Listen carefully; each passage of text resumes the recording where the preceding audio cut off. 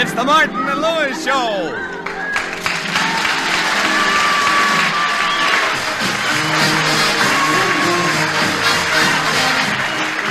The National Broadcasting Company brings you transcribed from New York, the Martin and Lewis Show. Our guest star tonight, Peter Lorrie, and featuring Flo McMichael, Roger Price, Ed Hurley, Dick Stabile and his orchestra, and starring Dean Martin.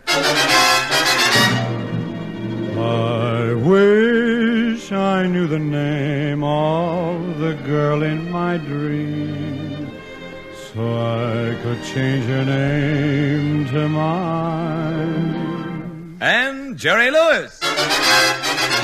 I wish I knew the name of the girl in my dream. Jerry. All right, so I made a boom-boom.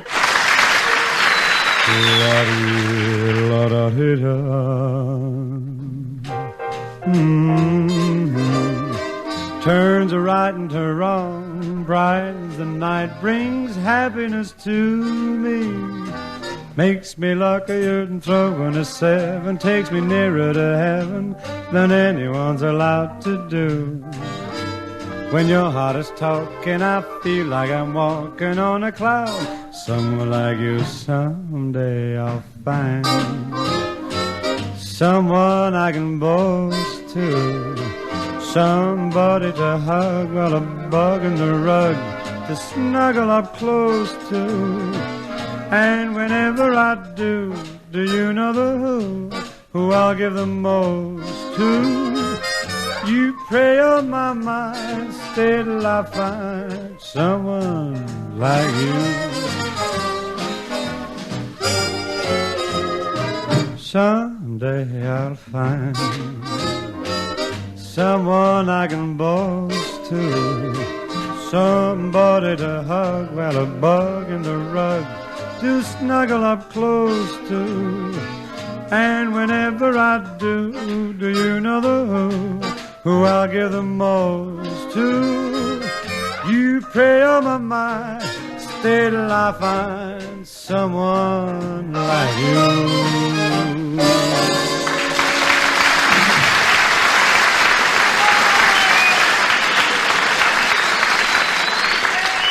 Dean and Jerry have just received an urgent message to see their manager, Speedy Smith, immediately. And right now, we find them walking down the hall of his office building in the heart of Broadway's theatrical district. All right, look, here we are at Speedy's office now. Before we go in, let me look at you. Well? Okay, I guess you're neat enough, but I sure wish you'd start putting on some weight. You're about the skinniest guy I ever saw.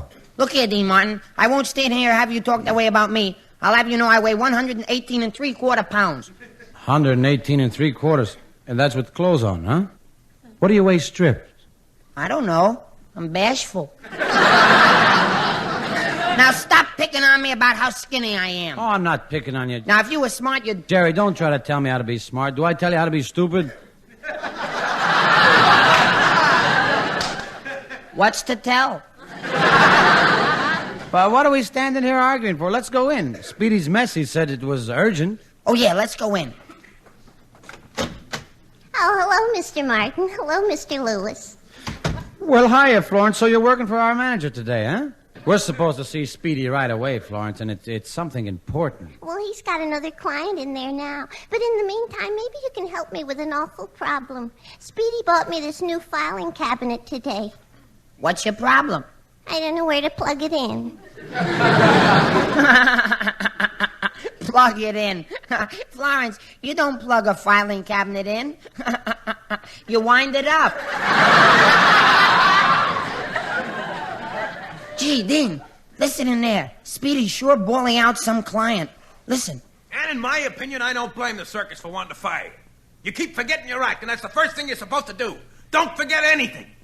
Now, you got one more chance, so get back there, and above all, don't forget anything.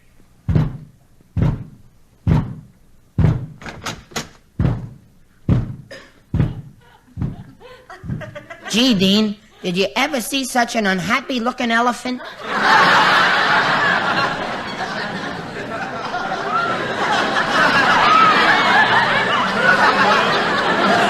Ah, come on, let's go in and see what Speedy wants. Hello, Speedy. What's so important that you have to see us in such a hurry? Yeah, we rushed right over. I'll tell you in a minute, boys. Relax. Let's get our feet up in the desk. Come on, sit down. Okay. Okay. Ouch! Jerry, you're supposed to sit down first, then put your feet on the desk. Well, boys, I've done it. A big manufacturer phoned me a while ago. He likes your program and might sponsor. Now, I believe in you, boys. I've studied you. You got talent. Why, I know you backwards. Well, come around front sometime. We got talent on that side, too. Come on now, let's get down to business, boys. Let's get down to business. Look, I want you to go out and call on this man and convince him you've got the program he needs. Get his name and address from Florence and go see him right away. Okay, let's go, Jerry. Hey, Florence, will you give us the name and address of that big manufacturer who's thinking about sponsoring us? Oh, sure. I just filed it alphabetically. Alphabetically. Sure, you know, by numbers. What's the name and address? That's what we want you to find for us. We want... You're kind of silly, Mr. Lewis. You better watch out, or they'll put you in the Bobby Hatch. Bobby Hatch? Florence, it's not Bobby Hatch. It's Bobby Hutch.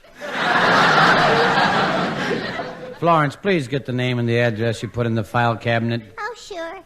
Well, let's see. It could be, no. Well, maybe that'd be silly. Or it might be... Oh, no. What are you trying to figure out, Florence? How to open the drawer. Here, Florence, I'll open it for you. There. Florence, will you please try to remember? My goodness, that's it. When you mentioned Bobby Hutch a while ago, I made a file for him, and I put the man's name in there. See, here it is, Mr. Price, 35 Waterbury Road. That must be his country estate. Well, thanks, Force. Come on, Jerry, let's hurry. We'll jump in the car and be there in a few minutes.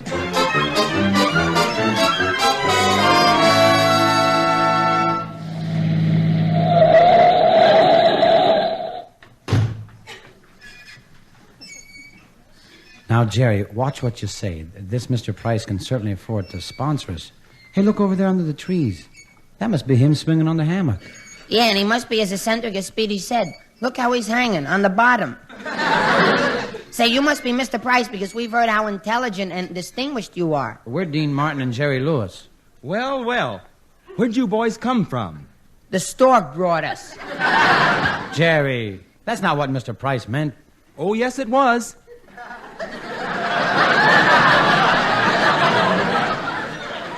But, say, I guess your manager told you that I'd like to sponsor you. What do you manufacture, Mr. Price? Well, it's my family's secret formula. I have the formula right here, secret, see, got it right here. X plus 2 over the square root of pi plus CN3HO4 times 3.677 equals Y. Yeah. What does the formula make? Orange marmalade. So that's your product, huh? Orange marmalade? Yes, it's wonderful. Made from 100% pure prunes. Orange marmalade made out of prunes. I wish I knew what to call it. I got it. Strawberry preserves. Good, good, good. Mr. Price, Yes? are you for real? Oh, Jerry, please excuse him, Mr. Price. And could we talk with you about sponsoring our show? Mr. Lewis, who's this fellow with you? Oh, he's my partner, you know, Dean Martin. His singing is wonderful. I'm very interested in singers, Mr. Martin. My favorite is Bing Crosby. Don't you admire Bing Crosby? Who? You know, Dean, Bing Crosby, the man you imitate when you're trying to sound like Perry Como. Gee, Mr. Price, it would be wonderful if you'd sponsor our radio show. Well, I will, if some changes are made. What? Change our show? Oh, no, we couldn't do that. Now, don't be hasty. You see, I spend a lot of time studying and analyzing human beings. You study people, huh? People, too. Now, take the average man. Now, what is it the average man wants? An average woman. I like you. You're jerky. Mr. Price, how about our radio program? Well, now as I see the picture, you should do a mystery program. My wife insists on it. You see, my wife loves mysteries. My wife sits home every evening with her ear glued to the radio. There's no glue handy. She uses thumbtacks. But, Mr. Price, we do a comedy show with songs. Now, I'll tell you, If you'll do a mystery program, I'll sponsor your show. But Mr. Price. My word is final. It's a mystery program or nothing.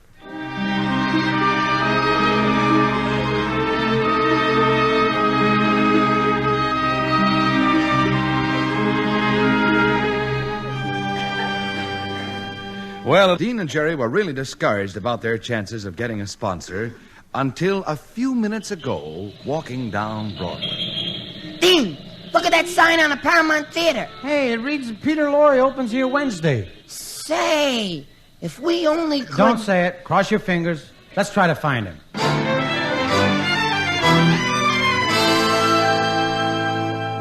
Well, this is it, Jerry, the Warwick Hotel. Yeah, wouldn't it be swell if we could talk Peter Lorrie into helping us out? Then we'd have our sponsor. I only hope we can get in to see Peter Lorrie. He probably even never heard of us. Maybe not, Dean, but wait until he finds out that I'm a big fan of his. Gee, one time I took my girl to see Peter Lorrie in a picture. He was so sinister and so menacing, when I came out, I had the creeps. Well, it must have been even worse on your girl. Nah, she was a creep to start with. Well, let's go in and see Mr. Lorrie.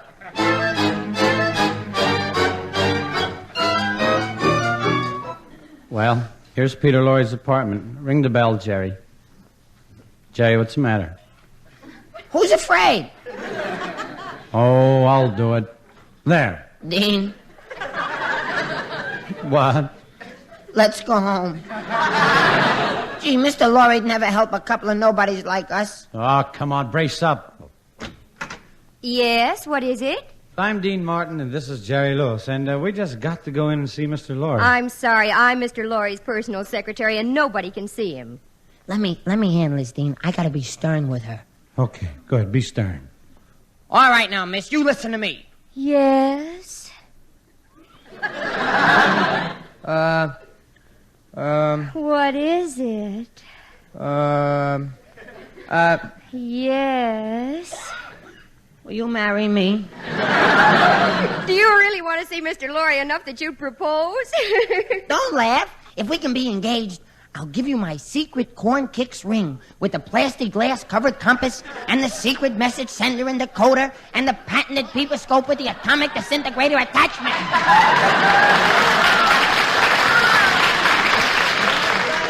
Would you really give it to me? Sure, come on. Help me lift it out of the box.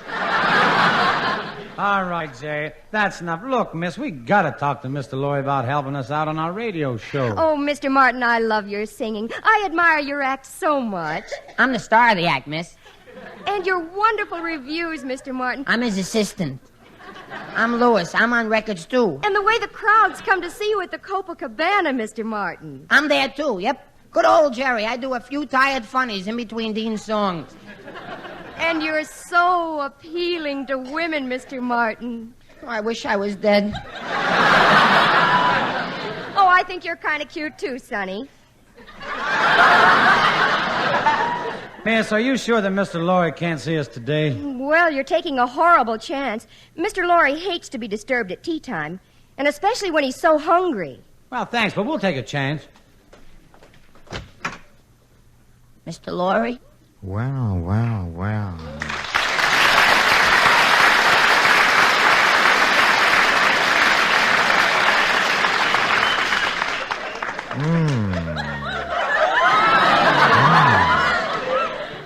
Two nice young ones. Come in. Well, I hope we didn't disturb your cup of tea, Mr. Lorrie. What are you drinking there? Green tea or orange pekoe? Oh, no, neither. I have a weak stomach. It's arsenic. You drink arsenic? Yes, always when I can't get Drano, Drano. Oh, now it comes, 6 delicious flavors. Sure, strawberry, raspberry, orange, lemon, and bathtub. Now, what was it you want to see me about? Well, I'll come right to the point, Mr. Lawyer. I'm Dean Martin. This is my partner, Jerry Lewis. Yeah. We'd like to have you come on our radio show and, do a mystery. Huh? You want me to come on your radio program and do a mystery? That's right. Isn't it mysterious enough already? Please, Mr. Lorrie, we've got a great chance if you'll help us out. It means an awful lot to us. We can get a sponsor if you'll only say yes. Well, you see, I wouldn't mind helping you out, but What would I do on your show? Oh, you know, play sinister characters like you do in your pictures when you're acting. Acting? Oh, that's silly. What makes you think I'm acting? No, I'm like that all the time. You're like the Peter Lorrie you play on the screen? It's not just acting? It started all when I was a little boy. My mother, she used to make me wear Lord Fauntleroy suits and long golden hair curls. Oh, I was so cute, you know. Yes, I can still hear the people when they say, when I walk down the street on a Sunday morning, look, there goes that little rat who burned down the city hall. Dean, I'm not happy. Let's go. No, you must stay. You must hear me out. You see, well, my work in pictures has only aggravated my tendencies. You see, everyone has criminal traits. Everyone? Oh, yes. Just think, as a boy, didn't you have some bad habits? Not me. None at all? Nope. Oh, but now that I think of it... Yes? I did have one. Yes, you see. What was it? Did you go around scaring your little baby brother? Oh, no, worse than that. Yeah? What did you do? I used to sneak pussy willows into my room and pull their tails off. Come on, please, let's be serious, boys. You came here seeking my help now, didn't you? Now, let's see, what can we get for you? Oh, yes, well, it should be something nice and gruesome, shouldn't it? I have it, my diary, huh? It tells of an incident which happened here in New York City several years ago, and you, Jerry, you remind me strangely of he who was my assistant. At long last, I've found the perfect criminal accomplice. For years, I've been looking for someone to hypnotize into committing my murders for me. Yes, he had to be somebody with no principles, no character, and a weak mind.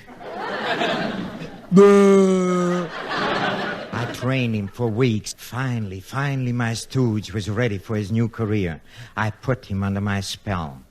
Come now, look into my eyes. There. You are now completely at the mercy of my will, aren't you? Yes, master. You are going out now to rob a bank. I will, master. And if necessary, you are going to kill. I'll do that, master. And even if you see some pretty girls, you won't mix with them. I won't mix, master.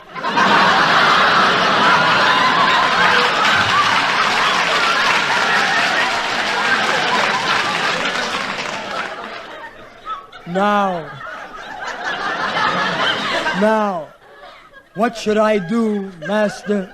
I want you now to take some TNT and go to the Chase National Bank and blow it up. He left me. I waited for an hour anxiously. This was his first job. Where is he? He should have been back long ago. Hello? Hello, master. Louis, why aren't you here with the money? Did you blow up the bank like I said? Master, I made a terrible mistake. I accidentally dropped some taboo into the TNT. What happened? Now Chase National is going steady with Irving Trust. And so it went, failure after failure, but I didn't give up. I needed Louis for this special job. And Louis, tonight is the payoff. Tonight at 9, I have a date with Mrs. Van Schuler, the owner of the $1 million Ming necklace. Let's get started. What a surprise this is going to be for Mrs. Van Schuler.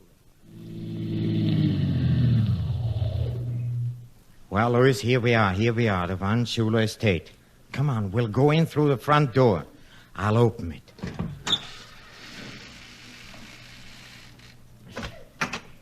All right, you're covered. Get your hands up, both of you. Higher, higher, higher. Please, my feet are off the floor now. You, Louis, you caused this, you clumsy, stupid, blundering idiot.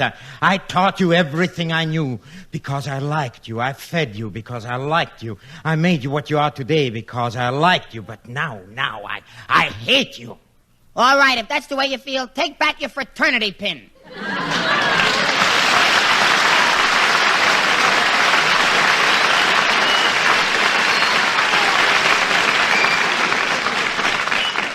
That was wonderful, Mr. Lorrie. We'll all do a mystery show together. Jerry, now we got a sponsor. Wait, just a minute, boys. There's a little detail. You see, I personally, I'm tired of all that horror stuff. You see, from now on, I want to be gay. Like a disc jockey.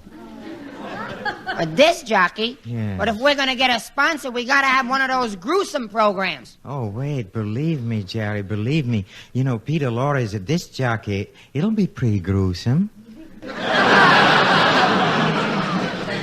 Well, the least we can do is try it. I'll tell you.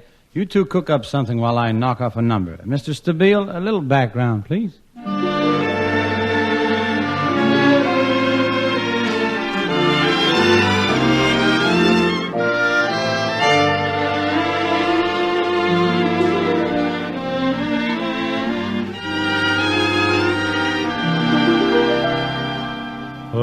Again, this couldn't happen again. This is the once in a lifetime. This is the thrill divine. Oh, what's more, this never happened before. Though I have prayed for a lifetime that such as you would suddenly be mine, mine to hold as I'm holding you now, and yet never so near. Mine to have when the now and the here disappear. What matters, dear, for when this doesn't happen again? We'll have this moment forever, but never, never again.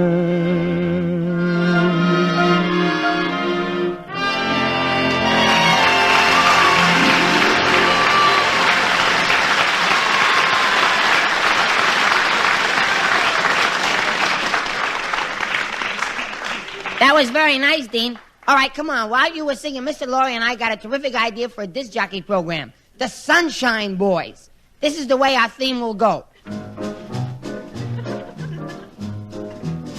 You gotta keep smiling, smiling, smiling, smiling, smiling, smiling, smiling, smiling. Smiling, smiling, smiling, smiling, smile. What did you drop out for? I forgot the words. Yes, folks, we're on the air. The Sunshine Boys, Dean, Jerry, and Pete. And now a short message from the makers of Sploop. Folks, have you tried Sploop? Sploop, the breakfast food that makes you wish it was lunchtime. And remember, folks, Sploop doesn't crackle, burst, pop, or explode. It makes no noise at all. But when you pour the cream over it, watch it. It bites. Yes, and Sploop contains the new miracle vitamin, Fleaboflavin. It won't cure anything, it won't fix anything, and it won't make you feel any better. In fact, it even saps your energy, gives you that run-down feeling. So next time, ask for Sploop, the breakfast food for people who don't want to be champion. And now for our daily problem corner with Dr. Peter Lorrie. What is our problem today, Dean? Well, here's a letter picked at random. Dear Doctor, I am a woman weighing 195 pounds. Mm-hmm. I bought a new girdle last week, and I get into it all right, but I have a terrible time taking it off. What should I do? Oh, well, that's easy. Just tell her to snap out of it. A poem entitled, Mary, Mary, quite contrary, how does your garden grow? Vigorous? Next poem.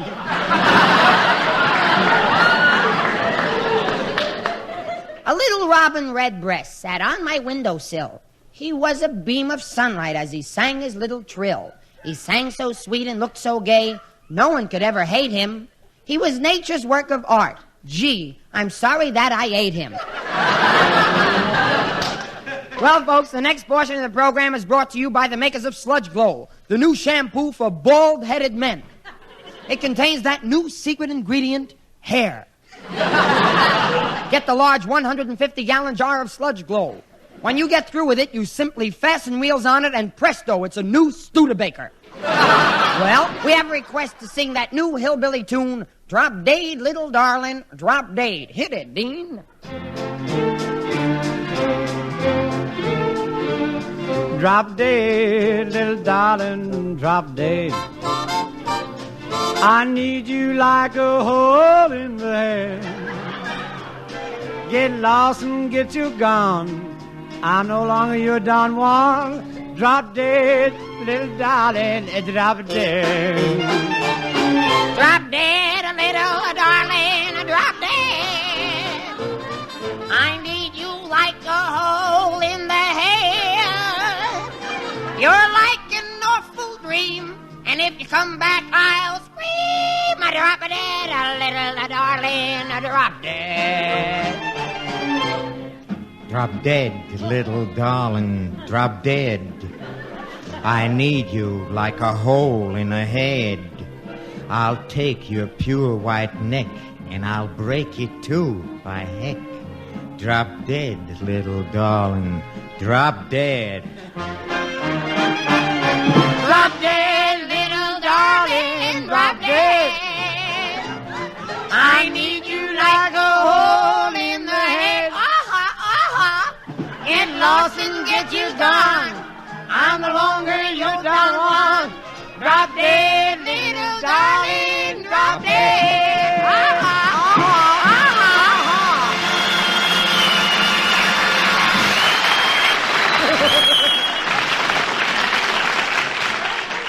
Thank you, Peter Lorrie. You were wonderful. And I hope we'll have the pleasure of working with you again soon.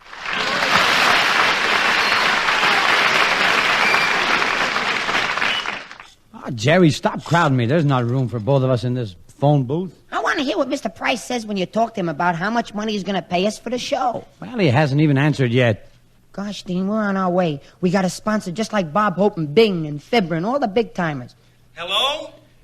Mr. Price, this is Dean Martin. Jerry and I are just calling to, set the salary for our show. Show? Sure, the one we just did for you. Wasn't Peter Lorrie great? Wasn't it full of mystery and horror and suspense? Show? Mr. Price, didn't you hear it? No, I didn't. The funniest thing happened. I couldn't listen. Had no radio. You had no radio? No. My wife went shopping, and the radio was still glued to her ear. I'm sorry. Bye. Bye. Well, Jerry, we got to keep punching. Even if we haven't got a sponsor, we still got the show. Yeah, Dean. See you next week. Bye. Bye.